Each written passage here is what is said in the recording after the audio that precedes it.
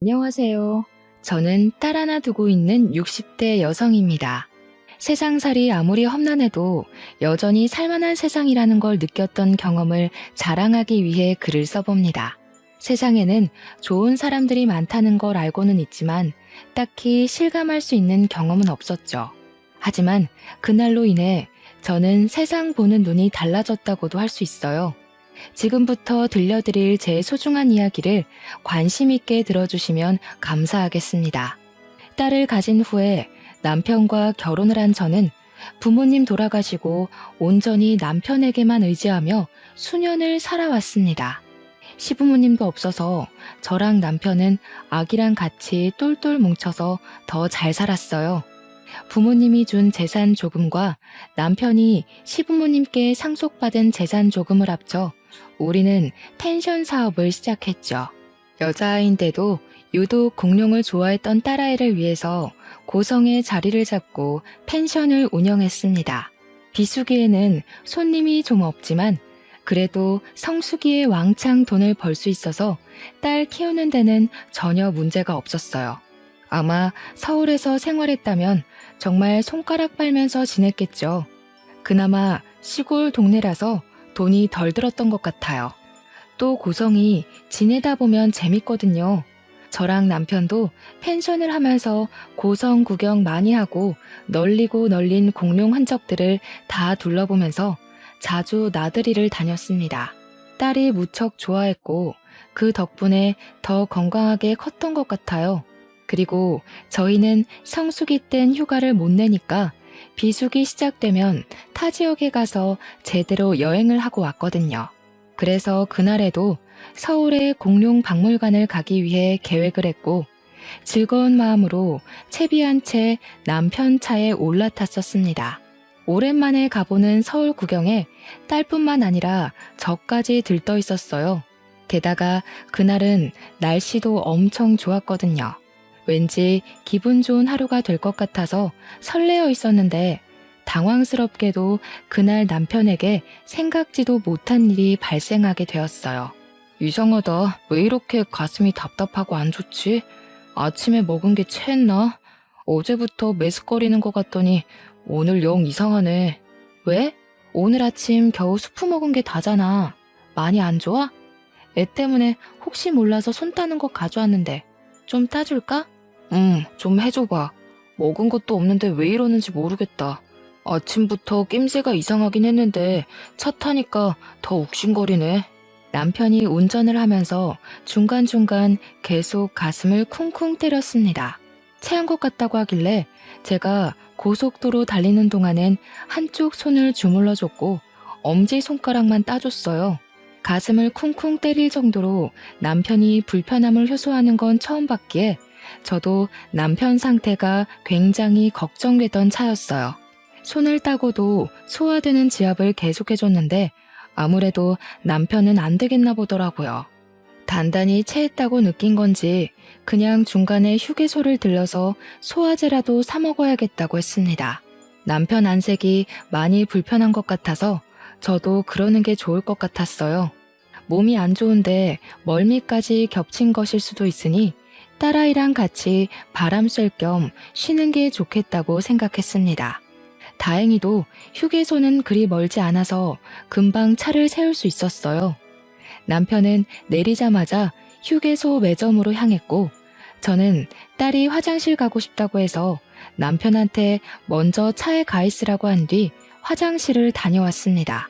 그렇게 화장실을 갔다 올 때까지만 해도 제 앞에 닥칠 운명을 까맣게 모르고 있었어요. 남편이 당연히 차에 있을 거라고 생각해서 차 방향으로 가려는데 사람들이 매점 주위로 막 모여 있는 겁니다. 무슨 큰일이 일어났나 싶어서 딸 손을 잡고 걸어가면서 엿봤는데 그 순간 제 눈에 가장 먼저 들어온 건 남편 신발이었어요. 그 다음 보였던 게 의식을 잃고 누워있는 남편 얼굴이었습니다. 깜짝 놀란 저는 여보 하고 소리치면서 딸을 놓고 인파를 비집고 들어갔어요. 웬 모르는 남성분이 제 남편 심폐소생을 해주고 있는 상황이었습니다. 저는 예고 없이 쏟아지는 눈물을 흘리면서 어쩔 줄 몰라 손을 벌벌 떨었어요. 심장이 미친 듯이 쿵쾅거려 숨도 제대로 못 쉬겠더군요. 갑자기 숨을 못 쉬겠다더니 쓰러져 버렸어. 119 불렀으니까 너무 걱정하지 마라. 이 양반 마누라 되는 분이셔? 아, 어떡해요. 우리 남편 어떡해요? 여보 왜 이래? 눈 좀 떠봐. 어떡해. 저는 심폐소생을 받고 있는 남편을 지켜보는 것 말고는 할 수 있는 게 없었습니다. 그 상황이 너무 무섭고 절망스러웠어요. 그런 제 마음을 잘 아시는 건지 할머니께서 침착하게 저를 진정시켜 주었습니다. 그때 119가 도착하고 구급대원들이 서둘러 남편을 데리고 갈 때 저는 그제야 딸을 챙기고 올라탔어요. 딸도 아빠가 잘못되는 줄 알고 서럽게 울고 있었더라고요. 저도 너무 놀랐던지라 딸을 살피지 못했습니다. 그렇게 휴게소를 떠나고 병원을 가서 검사 확인을 했더니 의사 선생님께서 하는 말이 남편 심장 전선 하나에 문제가 생기긴 했는데 심폐소생이 잘 되어서 괜찮다고 하는 겁니다. 크게 걱정할 필요가 없다고 했어요. 너무 정신이 없어서 순간 망각했는데 심폐소생했던 그분이 땀을 뻘뻘 흘리고 있었던 게 기억이 났어요. 바쁘게 구급차 올라탄다고 감사하단 말을 못 전했다는 것이 그제야 마음에 걸렸습니다.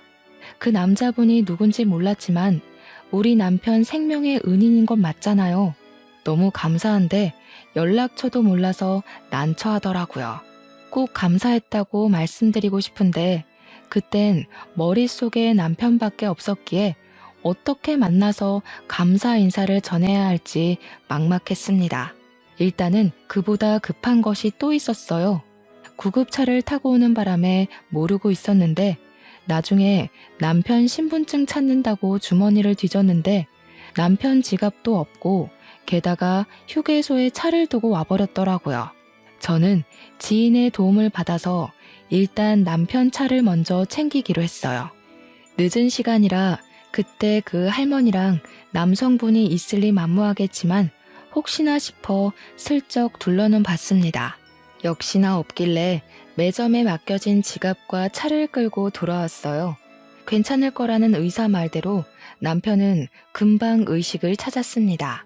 남편이 그날의 기억을 잘 못하길래 제가 생명의 은인 얘기들을 막 해줬어요.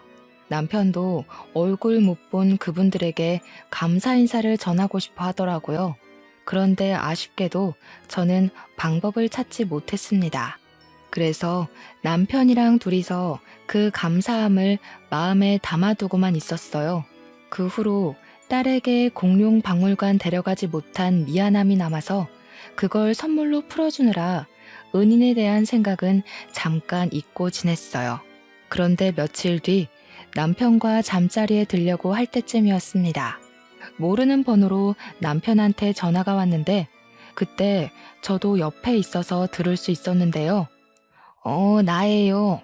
그때 휴게소에서 쓰러진 애기 아빠 전화 맞지? 어디 몸은 좀 괜찮은가 싶어서 전화해봤는데. 아, 예. 혹시 그때 휴게소에서 아내 곁에 계셔주셨다는 할머님 맞으시죠? 아유, 덕분에 살았다고 연락 꼭 드리고 싶었는데 이렇게 연락이 닿을 줄은 상상도 못했네요. 그렇지. 내가 자네 지갑에서 명함 좀 뺐네. 돈 걱정이 돼서 말이지. 나도 이 나이까지 먹으면서 젊은 총각이 길거리에 픽 쓰러지는 경우는 처음 봐서 얼마나 놀랐는데 목소리 괜찮은 거 들으니까 마음이 놓이네. 정말 덕분에 살았어요. 그때 저희 식구들 다 정신이 없어서 감사 인사도 못 드렸습니다. 정말 죄송해요. 감사해요. 그리고 혹시 저한테 심폐소생술 해주신 분과는 아는 사이인가요? 저희가 그분께도 꼭 감사 인사를 하고 싶어서요. 그 사람? 내 아들 놈이야. 의사 일을 하고 있어서 맨날 심폐소생술 하니까 별로 힘들지도 않았을겨. 감사 인사는 내가 전해줄게. 지금은 아기 아빠 몸 걱정만 해. 나도 기절 한번 해본 적이 없는데 젊은 사람이 벌써 몸이 엉망이면 쓰나. 감사합니다. 정말 감사합니다. 제 생명의 은인이세요. 복 받으실 거예요. 아들분께도 꼭 제가 감사했다고 전해주세요. 직접 얼굴 보고 인사드리고 싶지만 바쁘실 것 같아서 이렇게만 말씀드리는 거 죄송해요. 남편은 할머니가 보이지도 않는데 자세를 바로 하면서까지 고개를 연신 숙였습니다. 영영 생명의 은인분들에게 인사를 못 드리게 될 줄 알았는데 그날 밤 연락이 와서 저랑 남편 둘 다 많이 놀랐어요. 할머니 말로는 남편 추후가 걱정되고 궁금해서 지갑에서 명함 하나쯤은 빼도 될 것 같아 손을 댔다고 하더라고요. 남편 지갑에 손을 대준 것이 감사했던 적은 또 처음이었어요. 어쨌든 저도 남편이 전화 끊기 전에 할머니 목소리 듣고 싶어서 폰을 넘겨받아 인사를 드렸습니다. 할머니는 마치 저와 남편의 가족이라도 되는 것처럼 건강을 많이 걱정해줬어요. 딸도 있으면서 부모가 건강해야지. 딸이 엄마 아빠 닮아서 아주 예쁘던데. 그렇게 예쁜 자식 울리면 좋은 부모 못 되는 거야. 딸한테만 투자하려고 하지 말고 자네들 몸 관리도 같이 신경 써. 가족 하나 잃는 것만큼 식구들에게 못할 짓은 없다. 할머니는 저희에게 참 감사한 충고를 해주고는 전화를 끊으셨습니다. 그 따뜻하고 마음이 너무 고마워서 저랑 남편은 새삼 눈물을 찔끔 보였어요. 그리고 할머니 말대로 건강검진에 소홀히 하지 않으며 살았습니다. 그때는 그저 정말 고맙고 따뜻하신 분이구나 그렇게만 생각하고 지난 일이라 넘겼습니다. 감사 인사도 드렸으니까 더더욱 마음에 남은 무거운 빚은 없었죠. 그리고 저희는 또 일상을 살아갔어요. 저희는 한 고비를 넘겼으니까 다음에는 더 잘 예방할 수 있을 거라고 생각을 했습니다. 그렇게 할머니 말씀대로 남편이 특히 직장과 검진을 병행하면서 주기적으로 검사를 받았는데요. 갑자기 고성병원에서 큰 병원에 가봐야겠다고 하더라고요. 그래서 남편이 연차를 내고 저랑 딸과 함께 서울로 올라갔어요. 검진을 다시 실시했더니 뇌동맥류 질환이 발견되었다면서 수술을 해야 된다는 겁니다. 솔직히 심장이 철렁했지만 그래도 의사 선생님이 남편더러 검진 열심히 해서 목숨에 지장 없이 수술로 해결할 수 있는 거라 했습니다. 조금은 안심이 되었어요.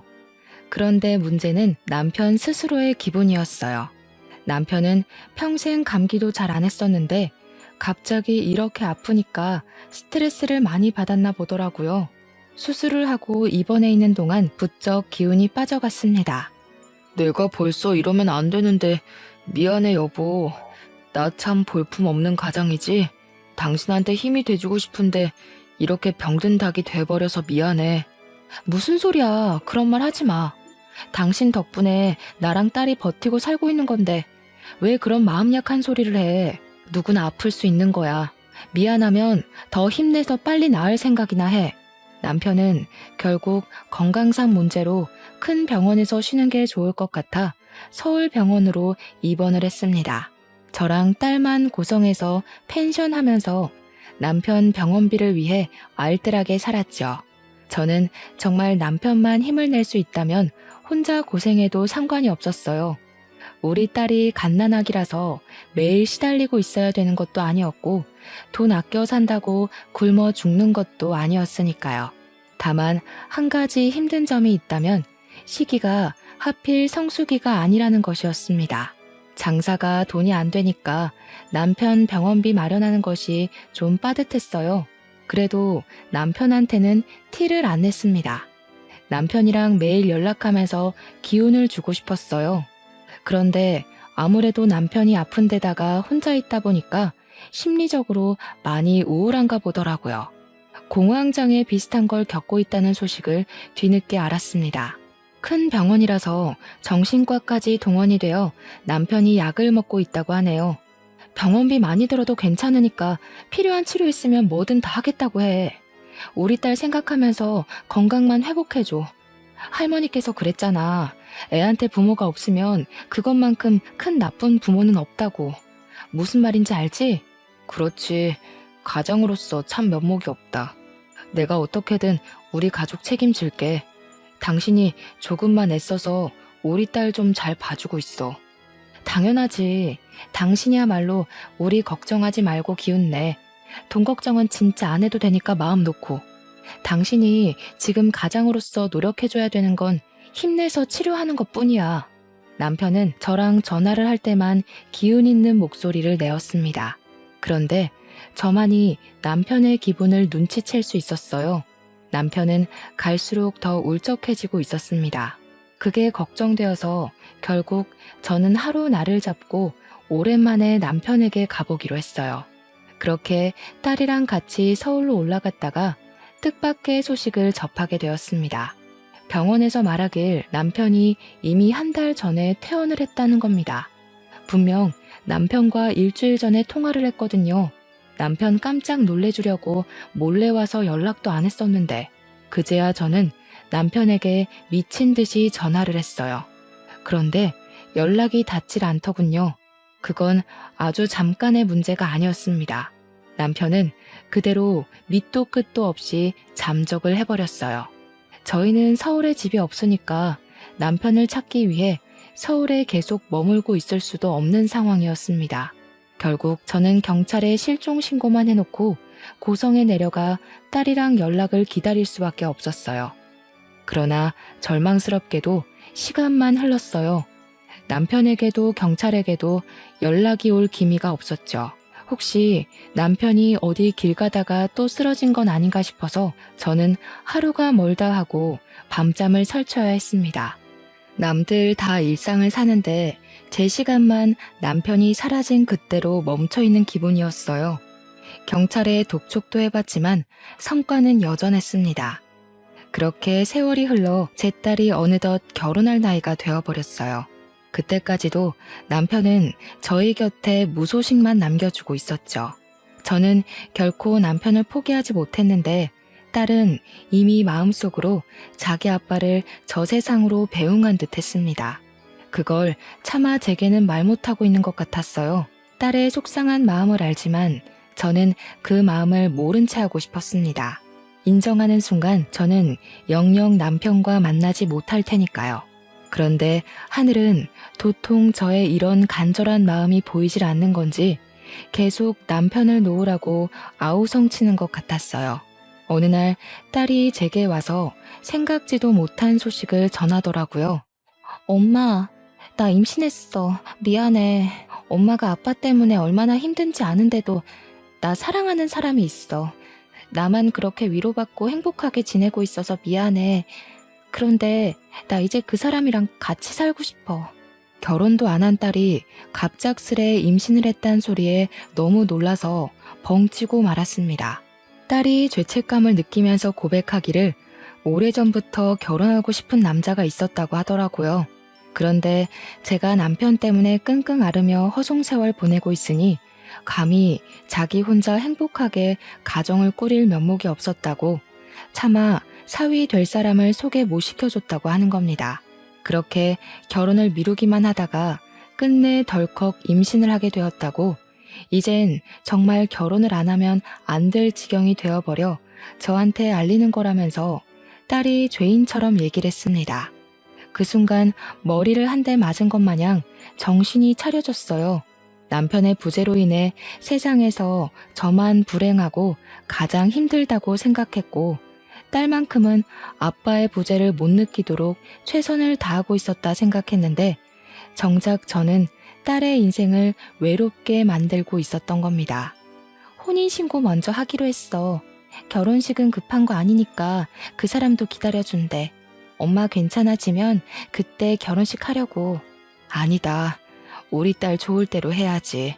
엄마가 너무 엄마 생각만 했네. 미안하구나. 우리 딸이 벌써 이렇게 커서 시집 갈 때가 된 줄도 모르고. 그래서 남자 쪽은 뭐 하는 집안이야? 믿을 만한 사람인 거야? 병원 하신대. 엄마만 괜찮다고 하면 그 사람 소개해 줄 수도 있어. 이번 주에 집에 데려올까? 잠깐만. 뭐 병원? 그럼 잘 사는 사람들일 거 아니야. 그런 집에서 우리 집안이랑 사돈을 맺겠다 했다고? 우리 뭐 하는 집인지 말해줬어? 당연하지. 내가 아버님, 어머님 다 만나봤었는데 정말 좋으신 분이야. 형편 때문에 사람 판단하는 그런 분들 절대 아니셔. 봉사도 많이 하시고 이미 우리 아빠가 수십 년째 나타나지 않는다는 것도 알고 계셔. 다 이해해 주신다고.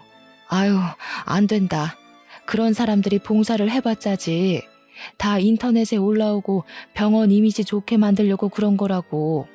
그 사람들이 뭐가 아쉬워서 펜션하는 집안이랑 사돈을 맺으려고 하겠어? 딸, 이 결혼 다시 생각해보면 안 될까? 그래도 엄마는 수준이 맞는 집안이랑 했으면 좋겠는데. 그런 사람들 아니라니까. 엄마는 아빠 살려준 분들이 의사라면서 어떻게 의사를 그렇게 생각해? 그리고 어머님, 아버님은 힘든 사람들 병원비 안 받고 진료도 봐주고 수술도 해준대. 엄마도 딱 만나보면 느낄 거야.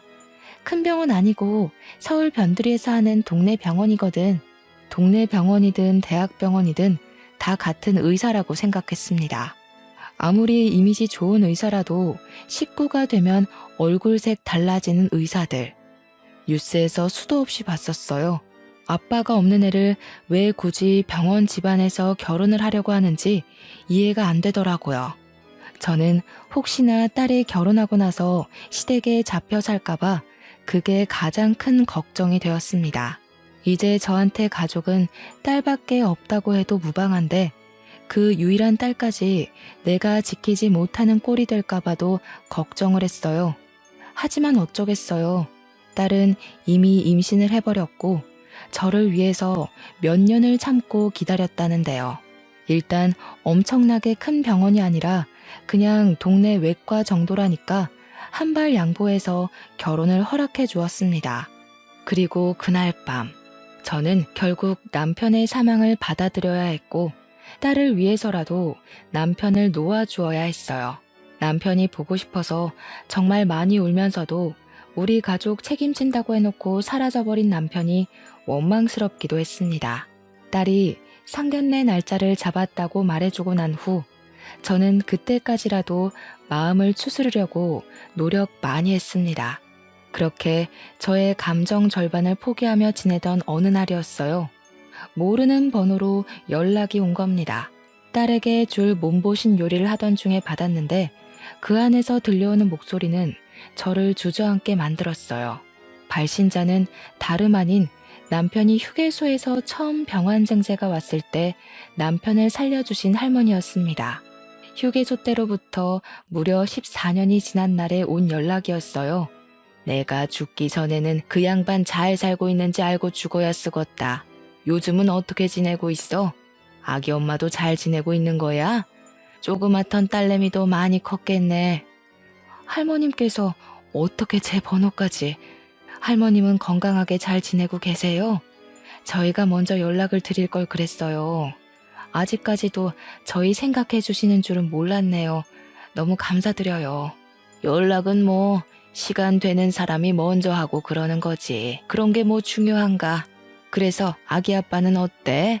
다 같이 잘 살고 있는 거야? 할머니께서 묻는 말에 저는 남편이 실종돼서 죽었는지 살았는지도 모른다는 소리를 할 수가 없었습니다.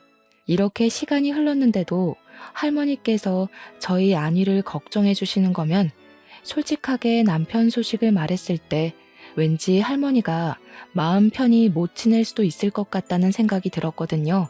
그래서 결국 할머니께 거짓말을 해버렸고 우리 모두 잘 지내고 있다고 답했습니다. 할머니를 위해서 그게 저만의 최선이라고 생각했어요. 더는 우리 집안 신경 쓰지 마시고 할머니 건강 걱정하면서 지내길 바랬죠. 할머니를 생각해서 겨우 울음 삼켜가며 말을 했는데 정작 할머니는 대답이 없었습니다. 그러다 갑자기 한숨을 푹 쉬면서 저를 향해 혀를 끌끌 차셨는데요. 가여워서 어쩌나. 아무래도 내가 가만히 있으면 안 될 문제 같네. 내가 이번 주에는 중요한 약속이 있어. 그 일 끝나면 다시 연락할 테니까 기다려라. 뜬금없는 말이라고 생각했습니다. 제가 대답도 못 드렸는데 할머니는 그렇게만 말하고 전화를 끊어버렸어요. 할머니의 말이 의아했지만 그보다 겨우 마음 정리했던 남편을 다시 떠올린 셈이라서 가슴이 무너질 만큼 슬픈 기분을 또 느꼈습니다. 시간을 어떻게 흘려보내는지 모르게 딸 상견례 날이 다가왔어요. 그래도 딸 상견례에선 울상으로 있을 수 없어서 딸과 함께 미용실에서 메이크업과 헤어까지 받고 상견례 자리에 갔습니다. 저랑 딸이 먼저 도착했고 한 2분 뒤에 사돈될 사람들이 우르르 들어오는데 그때 저는 앉은 자리에서 벌떡 일어날 수밖에 없었어요. 휠체어에 실려서 들어오는 할머니가 있었는데 얼굴 보자마자 14년 전 우리 남편을 살려주고 제 곁을 지켜준 은인이라는 게 바로 생각이 났습니다. 너무 놀라서 저는 바로 할머니를 아는 체 했어요. 그러자 할머님이 저를 가만히 보다가 박수를 짝 치더라고요. 어머나, 이게 누구야? 아기 엄마가 어떻게 여길 다 왔어? 설마 우리 집 손자 며느리 될 사람 엄마인 거야? 가만히 있어봐. 그럼 손자 며느리가 그때 그 꼬마애? 네, 맞아요. 제 딸이에요. 아니, 어떻게 이럴 수가 있대요? 그럼 할머니께서 제 사돈 식구란 말씀이세요? 사돈네 사람들은 제가 할머니와 아는 사이니까 굉장히 놀라워했습니다. 할머니와 저 또한 서로를 바라보면서도 너무 신기해서 입만 틀어막고 있었어요. 그러자 안사돈이 할머니에게 우리 아는 사이였냐고 묻더라고요. 그럼 당연히 알지. 내가 이 집안 사람들 때문에 한 번도 아니고 2번이나 놀라고 있는데, 아니 이제 3번째인가? 할머니의 말씀을 저도 몰라 듣고 있었는데 할머니는 우리 관계를 모르는 이들을 위해서 일단 14년 전 그날의 얘기를 먼저 하였습니다. 그러자 안사돈이 어머 하면서 갑자기 저와 할머니 사이의 이야기를 아는 체 하더라고요. 그때 안사돈 하는 말에서 저는 할머니가 왜 우리 집 때문에 2번째, 3번째 놀란다는 소리를 했는지 알게 되었어요. 어머님, 혹시 그분 말씀하시는 거세요? 아버님 병원에서 지내는 분이요? 그래. 아이고, 이렇게 만날 인연이었으면 내가 진작에 그 양반한테 알려줬을 텐데. 그 양반 아무것도 모르고 또 가족 사진만 들여다보고 있을 거야, 둔치처럼. 할머니가 말하는 사람을 안사돈도 알고 바깥사돈도 알고 사위까지 알고 있었어요. 저랑 딸만 당장 무슨 소린지 못 알아듣고 있는 그때 할머님이 저를 휠체어 가까이로 오라고 손짓하셨습니다. 그리곤 제 2손을 꼭 붙잡아 주셨어요. 이 가여운 거사, 식구들이 어쩜 다 그렇게 착해 빠졌어. 네 속 썩어가는데 내 속 다를까봐 거짓말을 했던 거야? 네 서방되는 놈을 내가 데리고 있는데 잘 살고 있기는 무슨. 네? 그게 무슨 소리세요? 제 남편 말씀하시는 거예요? 지금 제 남편이랑 같이 있다는 거예요? 할머니가 제 손을 쓰다듬으면서 말해주는 내용은 그간 남편의 실종 행적을 알 수 있을 만큼 상세했습니다. 남편은 제게 마지막 전화를 하기 전 이미 퇴원수속을 밟은 상태였다고 했잖아요. 그게 일자리를 구하려고 했던 거랍니다. 거액의 병원비를 저 혼자 감당하고 있는 게 미안했던 것 같아요. 그렇게 무작정 퇴원해버린 남편은 일자리를 알아본다고 경비직 같은 걸 구했는데 그게 놀랍게도 바깥사돈 병원의 경비직 자리였다고 했어요. 바깥사돈 병원은 동네에 있더라도 3층짜리 단독 건물이었던지라 주차장과 경비를 관리해줄 담당이 필요한 규모라고 하더군요. 그런데 그 일을 하다가 남편이 그만 또 병이 도져서 쓰러졌다고 하는 겁니다. 집안이 하는 병원이니 할머니가 마침 병원을 들렸다가 남편을 발견해서 또 조치를 취했다고 해요. 다행히 병원에서 쓰러진 거라 응급처치는 빨랐다고 하더라고요. 그러나 무리한 탓 때문인지 남편은 반신이 마비가 된 상태로 의식을 찾았다고 했습니다. 할머니가 남편을 알아보고서 아주 혼쭐을 내며 가족들에게 연락하라고 했는데 남편이 그걸 거절했다네요.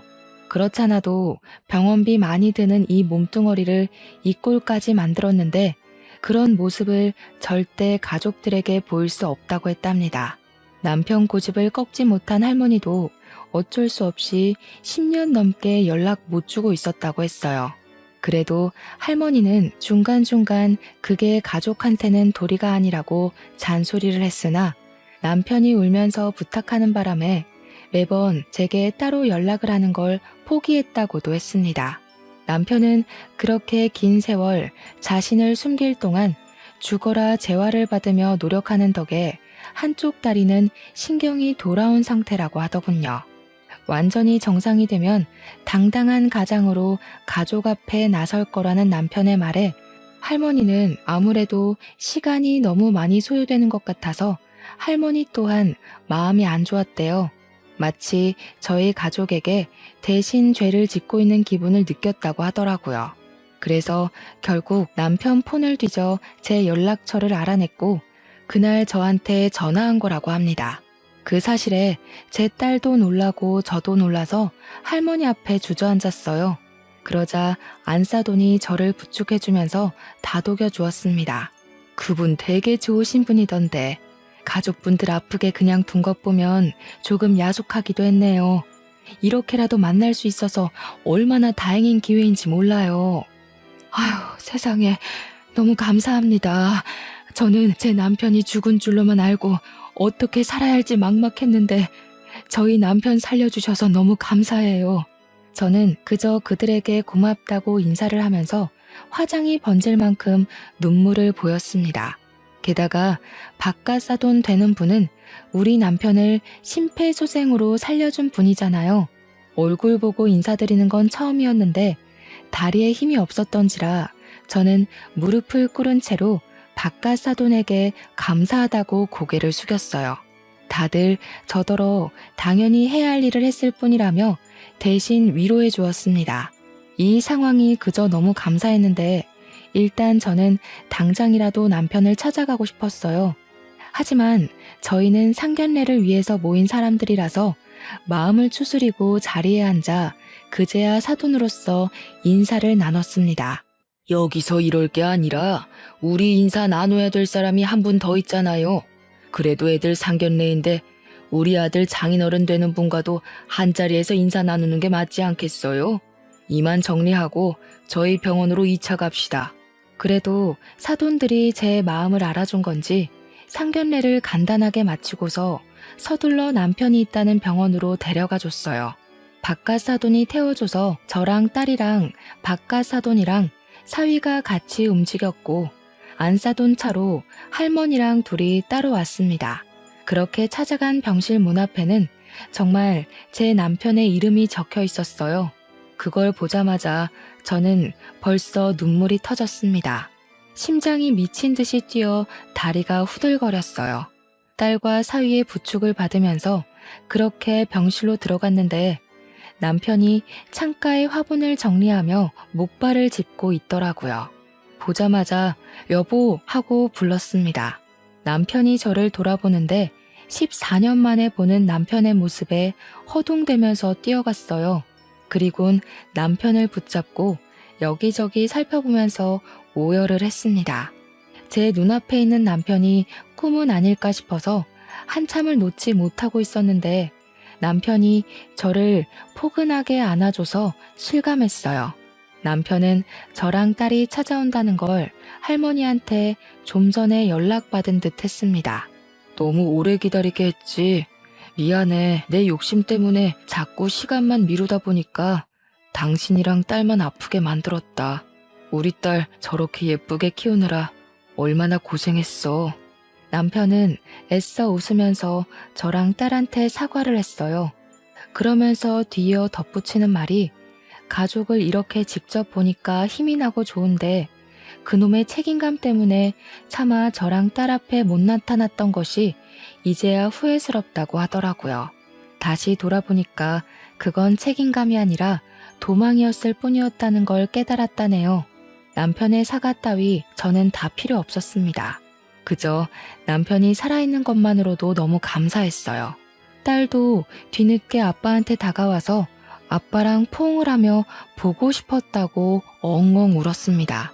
우리 딸이 아빠 없는 동안 엄청 예쁜 아가씨가 됐네. 어쩜 그렇게 똑 부러지는 사위를 골랐대?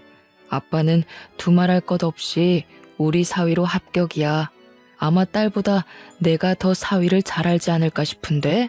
사위는 남편을 바라보면서 어안이 벙벙해선 아저씨가 제 여자친구 아빠인지 꿈에도 몰랐다고 놀라 있었어요.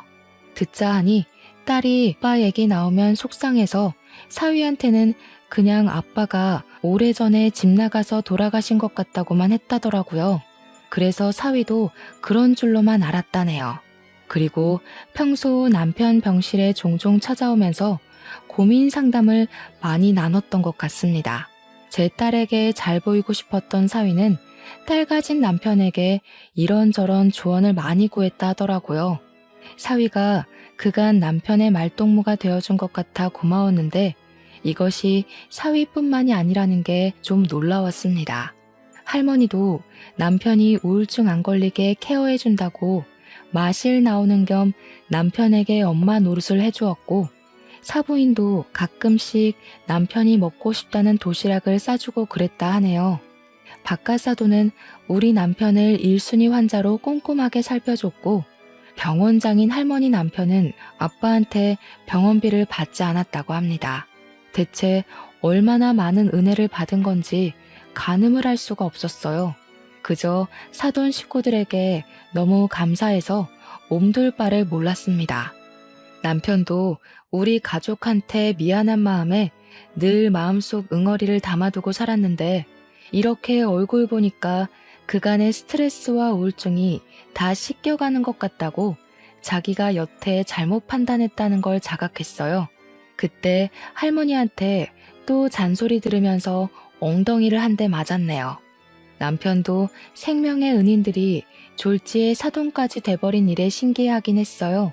그리곤 너무 큰 빚을 졌다면서 우리 딸 잘 부탁드린다고 고개를 숙였습니다. 저 또한 감사해서 사돈 어른들과 일일이 악수를 하며 인사를 했고 할머니 앞에선 무릎을 꿇고서 할머니 손을 잡고 눈물을 터뜨렸어요. 우리 가족 할머님 아니었으면 다 무너졌을 거예요. 정말 감사합니다. 할머니께서 저희 가족 다 살려주셨어요. 죽을 때까지 할머니는 잊지 않고 기억할게요. 그래, 이제 사돈 됐으니까 나한테 많이 갚아주면 되겠다. 설마 기억만 해주고 두 손 놓고 있는 건 아니지? 이 늙은 애미랑 놀아주러 자주 와야 돼. 저는 울음 때문에 대답을 할 수 없어서 고개만 연신 끄덕였습니다. 그때 남편은 목발을 짚고 와서 바깥사돈 손을 꼭 잡으며 말하더라고요. 바깥사돈, 그때 저 심폐소생술 해주신 덕분에 제가 지금 이렇게 가족들 볼 수 있네요. 정말 제 생명의 은인이십니다. 사돈 식구들 다 제 은인이에요. 다시 한번 감사해요. 전 그냥 의사로서 해야 할 도리를 한 건데요, 뭘. 오히려 저희가 고맙죠. 하나밖에 없는 귀한 딸 보내주시는 건데. 모든 게 제자리를 찾았고 제 시간도 남들처럼 똑같이 흘러가게 되자 저희 딸은 상견례 끝나고 바로 결혼식을 준비할 수 있었습니다. 남편은 딸과 함께 행진하기 위해서 그때까지 열심히 재활을 했어요. 사돈네 집안은 동네에 있는 작은 외과도 있었지만 알고 보니 서울에도 아주 크게 병원 하나가 더 있더라고요. 바깥사돈이 주로 남편 입원해 있는 동네 병원에 장을 맡고 있고 할머니 남편 되시는 분이 서울 큰 병원에 장으로 있다고 했습니다. 우리 남편한테 돈 받지 말라고 하신 분이 생각보다 더 대단한 분이라서 얼마나 깜짝 놀랐는지 몰라요. 그분들은 무료 진료라고 우리 남편을 소홀히 봐주시는 것도 아니었어요. 의료기술 총동원해서 우리 남편의 재활에 전액을 다 지원해주고 있다고 들었습니다. 남편은 마음 좋은 사람들이 이렇게까지 도와주니까 더 열심히 해보겠다며 땀 뻘뻘 흘리며 재활을 했어요. 가족이 나타나자 더 힘을 얻은 남편은 끝내 행진 때 목발 하나에만 유지한 채 그 기다란 버진대로를 딸과 함께 걷는 걸 성공했습니다. 원래는 몇 걸음 걷지 못하고 금방 휠체어에 앉는다고 하더라고요. 그런데 결혼식 끝나는 내내 준비하고 있던 휠체어는 쓸모가 없었을 만큼 남편은 목발로도 잘 걸어 다녔어요. 저희 모두가 한마음 한뜻으로 기뻐서 눈물을 흘렸었습니다. 딸과 사위의 결혼식은 그렇게 우리 모두에게 의미 있는 날이 되었어요. 그리고 딸과 사위가 신혼여행 다녀온 뒤 머지않아 출산을 했습니다. 딸이 낳은 아이는 딸과 사위를 야무지게 닮은 예쁜 소녀였는데 온 가족들의 사랑을 크게 받고 크는 중이에요. 특히 할머니께서 증손녀를 한번 안으면 놓을 줄을 몰랐어요. 손녀도 할머니를 제일 좋아했을 만큼 둘이 친했습니다. 우리 손녀가 잘 클 때까지 할머니께서도 만수무강하시면 좋겠는데 아무래도 할머니는 연세가 있어서 결국 무리가 찾아오고 말았는데요. 아이고, 내가 이 나이 먹고 증손자까지 다 보네. 좋은 사돈 만나서 누릴 거 다 누리고 배부르게 눈 감겠어. 할머니는 그래도 병환 없이 90세가 넘도록 사셨지만 어쩔 수 없는 세월 때문에 결국 하늘나라로 가셨어요. 그나마 우리 손녀가 걸음마 떼는 건 보고 가셔서 얼마나 다행인지 모릅니다. 우리 가족들은 다 같이 똘똘 뭉쳐서 할머니를 잘 보내드렸어요. 장례식장에서도 사돈네 사람들보다 우리 식구가 더 많이 울었는데 특히나 남편이 3일 내내 정신 못 차릴 만큼 오열하고 슬퍼했습니다. 목숨을 살려준 은인을 넘어서 진짜 어머니라고 생각을 했던 것 같았어요. 할머니가 있는 세상이 훨씬 즐거웠지만 그래도 저희들은 여전히 행복하게 지내고 있습니다. 딸과 사위도 다투지 않고 사이좋게 지내는 걸 보니 제가 다 기분 좋더라고요. 할머니께서 우리 집안과 사돈 집안의 인연을 이어준 셈이나 다름없는 것 같아 하늘에 계신 할머니께 틈만 나면 감사하다고 말씀드리고 있어요. 덕분에 우리는 다른 집안과 다르게 사돈과의 사이가 아주 특별해졌습니다. 마치 대가족이 된 것처럼 저희는 자주 연락하고 같이 놀러 다니고 주기적으로 식사를 합니다. 또 명절 때마다 사위랑 딸이 시댁과 친정을 왔다 갔다 하는 게 힘드니까 어차피 얼굴 볼 거 그냥 한 곳에 다 모여서 며칠 동안 같이 지내고 있어요. 이번 추석에는 다 같이 우리 펜션에 와서 바비큐 파티를 하고 놀 생각입니다. 모든 게 그저 즐겁기만 한데 딱 한 가지 마음속에 내내 해결 안 되는 불편함이 남아 있었는데요. 사돈네 병원에서 계속 남편에게 무료 진료를 봐주려고 하는 것이 문제였습니다. 우리는 받을 만큼 받았기에 이제는 어떻게든 한 푼이라도 더 내려고 했거든요. 그런데 사돈 집에서는 간호사까지 시켜서 납부 못하게 해놨더라고요. 안 싸돈, 이러면 미안해서 얼굴 보기 힘들어요. 저번 약도 무료로 주셨잖아요.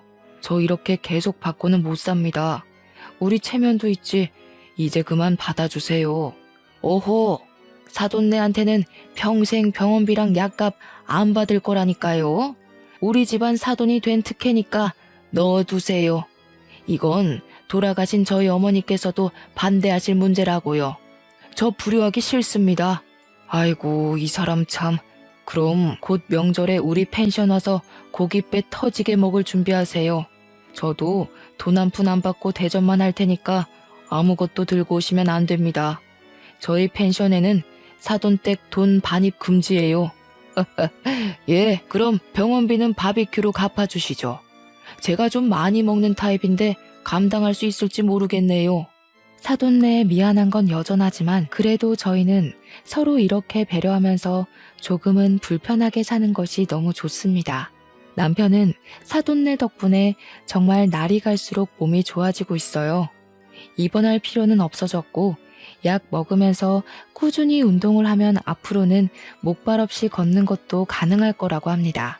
지금 이렇게 사연을 쓰면서 생각해봐도 저희 집안 얘기가 보통 사연은 아닌 것 같아요. 청취자분들도 그렇게 들어주셨는지 모르겠네요. 저는 사돈댁을 보면서 많이 팍팍해진 세상이 그래도 살만하구나 나도 마음 따뜻한 사람이 되도록 노력해야지 싶은 자세로 지내고 있어요. 이렇게 너무 좋은 인연을 만나게 해준 제 인생에게 가장 고맙네요.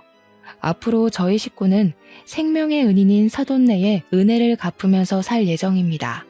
제 이야기는 여기까지예요. 따뜻한 제 사연 관심 갖고 들어주셔서 정말 감사합니다.